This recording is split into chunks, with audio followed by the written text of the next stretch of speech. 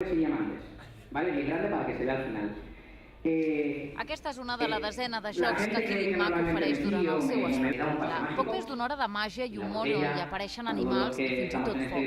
No és la primera vegada que puja a l'escenari de la Sala Fideller, ja que ho havia fet amb uns pallassos. Ara, però, ho fa sol amb l'espectacle Killing Show.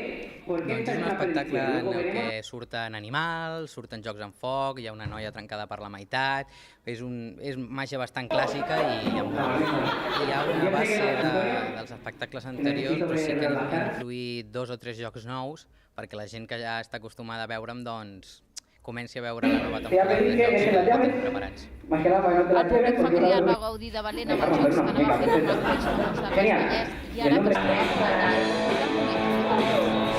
Acabem ja l'any, ha sigut un bon any, estem contents i ara encarem un nou any amb nous jocs, noves preparacions d'espectacles i tal, i contents. Quasi un centenar de persones van omplir les butaques de la Sala Fideller.